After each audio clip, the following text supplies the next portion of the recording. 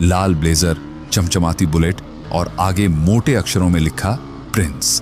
मतलब सुल्तान बनने से पहले ही खुद को राजकुमार मान लिया था उसने। सीवान के लड़कों के लिए वो आइडियल नहीं था, लेकिन आइकॉन जरूर बन चुका था। अब बताओ, कॉलेज जाना है और क्लास नहीं करनी, क्योंकि असली कमरा तो नंबर 47 था, जहां किताबें नहीं असलहे रखे जाते थे, जहां नोट्स नहीं वर्चस्व की कहानियां लिखी जाती थी। लोग फुसफुसाते थे, कमरा 47 देखा है? वो शहाबुद्दीन का इलाका है।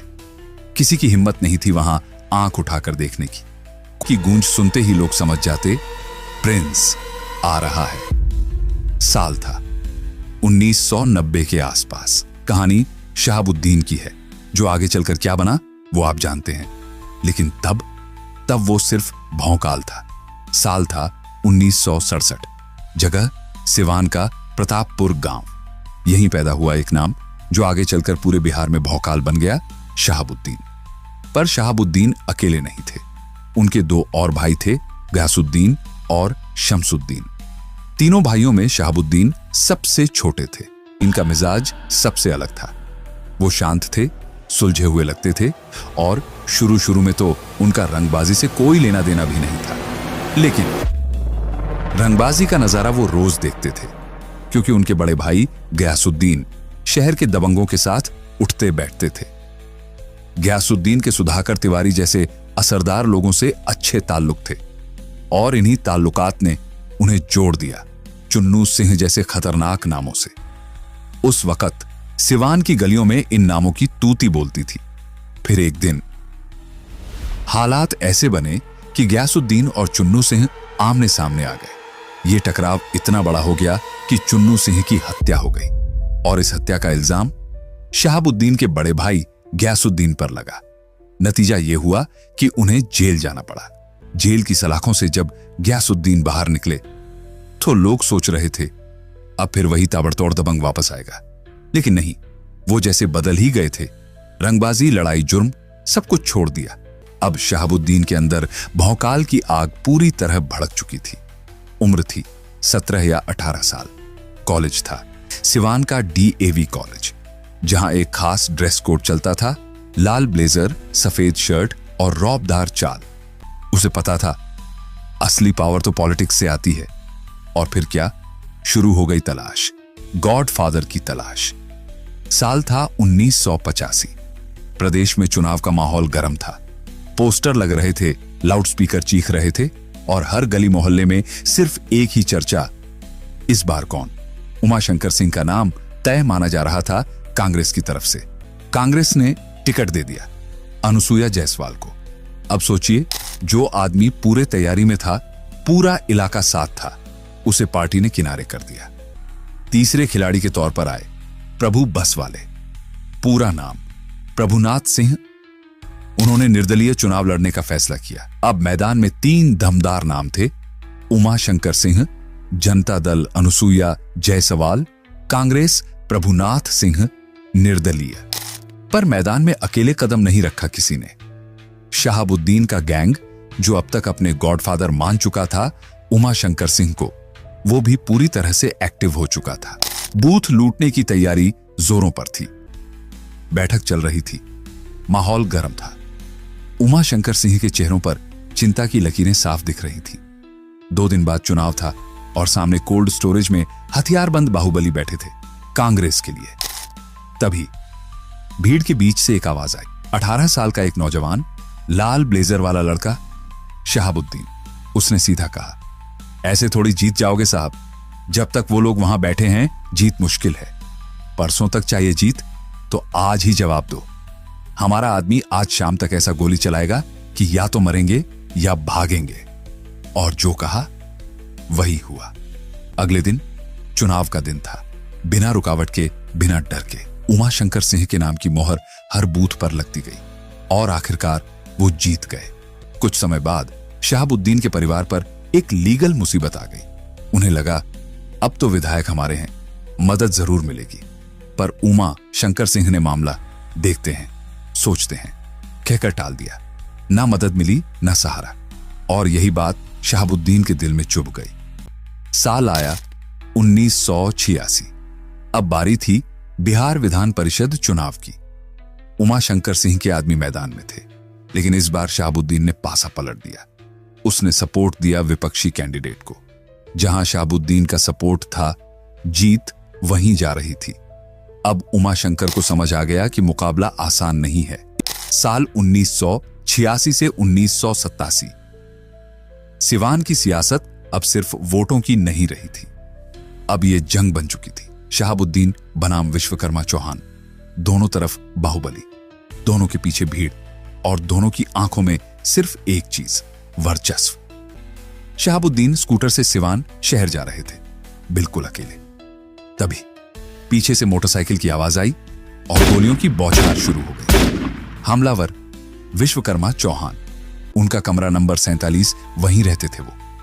पीछे से गोलियां चल रही थी। इतनी हड़बड़ी में थे कि चाबी निकालने का वक्त नहीं मिला। दरवाजे को लात मारकर तोड़ा, सीधा अंदर गए जहां उनका हथियार रखा था। अब रोल पलट चुका था। जो अब तक भाग रहा था, अब वो दौड़ाने लगा। शहाबुद्दीन ने बंदूक उठाई और विश्वकर्मा चौहान को खदेड़ना शुरू किया। शहाबुद्दीन बनाम विश्वकर्मा चौहान की यह लड़ाई अब सिवान की सीमाओं से निकलकर उत्तर प्रदेश के गोरखपुर तक जा पहुंची, जहां एक और नाम जुड़ने वाला था, एक और बाहुबली, एक और खिलाड़ी। क्योंकि अब इस खेल में सिर्फ पॉलिटिक्स नहीं, पैसे, पावर और पुराना बदला भी शामिल हो चुका था। लेकिन सबसे बड़ा मोड़ तो तब आया जब कुछ ही दिनों बाद पुराना किला के पास विश्वकर्मा चौहान ने शहाबुद्दीन के सबसे करीबी और भरोसेमंद आदमी संजय को गोलियों से छलनी कर दिया। ये कोई छोटी मोटी वारदात नहीं थी, ये एक सीधा और खुला ऐलान था।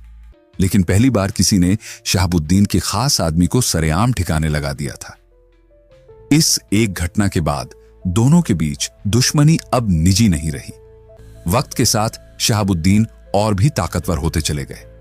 जो लड़का कभी अपने दबंग अंदाज के लिए किसी गॉडफादर की छांव तलाश करता था, वो अब खुद सियासत के सहारे सिवान का बादशाह बनता जा रहा था। लेकिन फिर आया वो वक्त जब शहाबुद्दीन अब सिर्फ नाम का ही नहीं, बल्कि असल में सिवान का बेताज बादशाह बन चुका था। उसने वक्त रहते फैसला लिया, अब अगर जिंदा रहना है तो सिवान छोड़ना ही पड़ेगा। कि चौहान आखिर गया तो गया कहां? बिहार के सीनियर पत्रकार ज्ञानेश्वर जी की जुबानी एक दिलचस्प बात सामने आती है। उन्होंने बताया कि सिवान के कुछ पुराने लोगों का मानना है कि चौहान शहाबुद्दीन के प्रकोप से बचने के लिए गोरखपुर भाग गया था। अब गोरखपुर सिवान से भले ही बहुत दूर नहीं हो, लेकिन चौहान वहां भी किसी आम जगह पर नहीं, बल्कि खुद हरिशंकर तिवारी के इलाके में जाकर बस गया था। हरिशंकर तिवारी एक ऐसा नाम जिसे पूर्वांचल में बच्चे बच्चे की जुबान पर सुना जाता था। अब कहानी उस मोड़ पर आ चुकी थी जहां दो राजाओं का टकराव होना था, एक सिवान का और दूसरा गोरखपुर का। और आगे जो हुआ वो इतिहास बन गया। जब चौहान गोरखपुर पहुंचा तो उसके चेहरे पर वही तेज था, पर आंखों में डर साफ झलक रहा था। पहली बार शायद उसने जाना कि जान बचाना भी एक लड़ाई होती है। उसने सबसे पहले अपना नाम, अपनी पहचान, सब कुछ छिपा लिया। कहते हैं शुरुआती कुछ महीने तो वो खुद को बस छिपाते रहे, किसी को भनक न लगे, इस डर से गोरखनाथ मंदिर के आसपास ही चक्कर काटते रहे। और तब उसने नाम लिया हरिशंकर तिवारी का। पर हरिशंकर तिवारी का संरक्षण पाना कोई बच्चों का खेल नहीं था। उनका नाम ही कानून था। जो उनके इलाके में रहना चाहता था, उसे पहले अपनी काबिलियत साबित करनी पड़ती थी और सबसे जरूरी भरोसा जीतना पड़ता था। चौहान ने हार नहीं मानी। कई महीनों तक वह कोशिश करता रहा, इधर उधर भटकता रहा और आखिरकार बहुत कोशिशों के बाद उसे तिवारी का सहारा मिल ही गया। उधर सिवान में शहाबुद्दीन की बेचैनी बढ़ती जा रही थी। दिन ब दिन उसकी तलाश तेज हो रही थी। कहां गया ये चौहान? किस गड्ढे में छिपा है जो हमारे हाथ नहीं आ रहा? शहाबुद्दीन की ताकत राजनीति और पुलिस दोनों पर पकड़ मजबूत होती जा रही थी, लेकिन चौहान का कोई सुराग नहीं मिल रहा था। और फिर सालों बाद एक दिन एक खबर आई। वो गोरखपुर में है, हरिशंकर तिवारी के इलाके में छिपा बैठा है। गोरखपुर में तिवारी की मर्जी के बिना तो पुलिस भी कार्रवाई नहीं करती थी। और उधर शहाबुद्दीन जो खुद सिवान का बेताज बादशाह था, उसका वहां क्या चलना था। ना तो वहां शहाबुद्दीन की सियासी पकड़ थी, ना ही दबंगई का कोई असर। पूरे 10 साल तक चौहान गोरखपुर में ही रहे। लेकिन एक बाहुबली टाइप आदमी भला कब तक अपनी जमीन से दूर रह सकता है। वक्त बीतता गया। चौहान के बच्चे अब बड़े हो रहे थे। उन्हें स्कूल में दाखिल कराना था, पढ़ाई का ख्याल रखना था। दिल में एक आवाज उठी, अब लौट चलो अपने घर, अपने शहर। सिवान में शहाबुद्दीन के नाम से ही लोग थर थर कांपते थे, और यही वजह थी कि हरिशंकर तिवारी जैसे दबंग भी चौहान को यह नहीं कह पाए, जा बेटा अब लौट जा।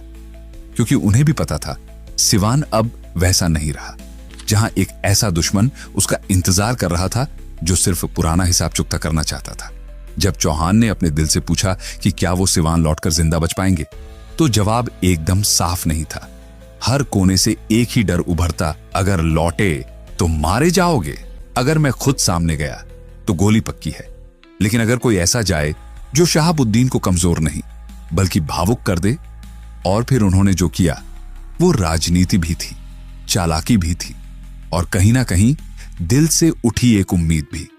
उन्होंने अपनी पत्नी को आगे कर दिया। जी हां, वही पत्नी जो हर अच्छे बुरे वक्त में साथ रही थी, उसे सिवान भेजा, सीधा शहाबुद्दीन के पास। अब सोचिए, उस दौर में यह कदम उठाना कोई मजाक नहीं था। लेकिन पत्नी गई और एक ऐसा काम किया जिसने सब कुछ बदल दिया।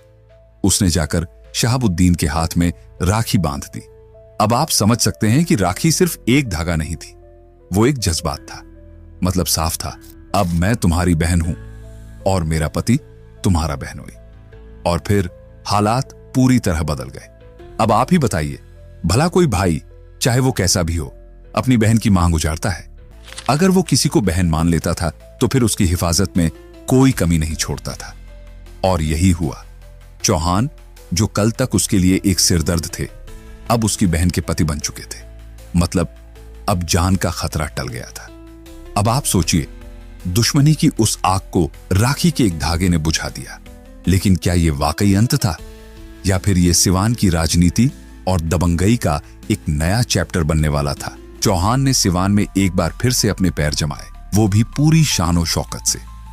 लोग कहते हैं वो लौटा था, लेकिन इस बार एक राजा की तरह।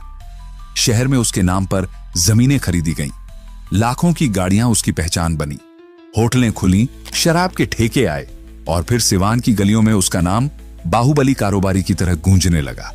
और ये सब कुछ हुआ शहाबुद्दीन की इजाजत से। शहर में जब लोग चौहान को देखकर कहते, यही है वो आदमी जिसने कभी शहाबुद्दीन पर गोलियां चलाई थी, तो सामने से आवाज आती, लेकिन अब देखो वो कितना ठाठ से जी रहा है। और इसके पीछे की हकीकत सब जानते थे कि अगर शहाबुद्दीन की मर्जी ना होती तो चौहान की वापसी नामुमकिन थी। कहानी यहीं खत्म नहीं होती। बताइए, अगली कड़ी सुनना चाहेंगे? मिलते हैं अगली कहानी में एक और सच्ची दास्तान के साथ। तब तक के लिए जय हिंद, जय भारत।